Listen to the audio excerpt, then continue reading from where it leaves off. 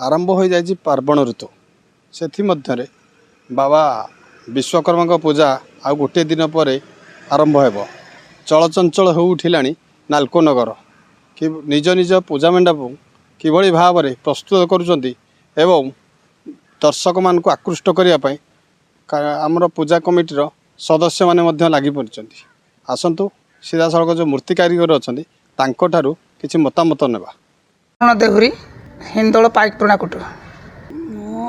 3 दिन है आसिलुण ये आड़ी 20 वर्ष है पूजा पेंडाल आम काम कर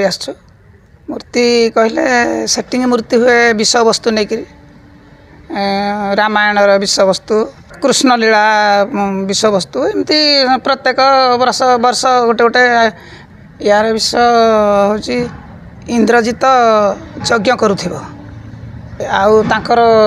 द्वारपाल 3-4 जन रही सखी 2 जन विश्वकर्मा को चामर ढालुवे यही नहीं विष हो हाँ अनुगुल जाइचु काम करचु अनुगुल टाउन रे तालचेरी भी काम करचु बरपाड़ा काम करचु हिंदोल जे जो आसला ग्राहक सरी आइलानी आज काली भितर आम सारिक देबू हाँ खुशी लगुच आम जेहेतु गोटे ठीक आसीचु कंपिटिशन मार्केट एठे बहुत भल भल कारीगर भी आसुंच ता भर आम जन आम निजर कला के प्रदर्शन हम आम लोकर माने मन खुशी दे पारू से अनुसार चेष्टा करूँ जार जहाँ चाहिदा से अनुसार काम हो आम भी प्लास्टर प्राइस कर मटीटार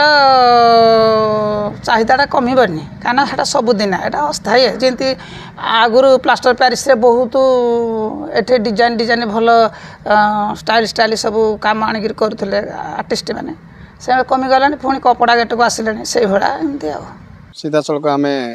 मूर्ति कारीगर सहित कथा एवं से किभली भाव में स्टाफ को आनी एठारे प्रस्तुत करुँच किभली भाव में कला को से आदृत करी भाव से फास्ट प्राइज पाइबे से लगी पड़ते प्राय 4 जन कारीगर नहीं से प्रस्तुत करुँच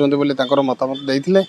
आठारे प्राय 19टी मंडप पूजा पाइबे बाबा विश्वकर्मा उत्साह सहित अपेक्षा कर अंचलवासी बाबा आउ गोटे दिन पर विश्वविंदाणी पूजा मंडप पूजा पाइबे उत्साह सहित अपेक्षारत भक्त माने आ गोटे दिन पर बाबा दर्शन पाइबे अनुगुल सुधाकर साहू रिपोर्टर स्टूडियो।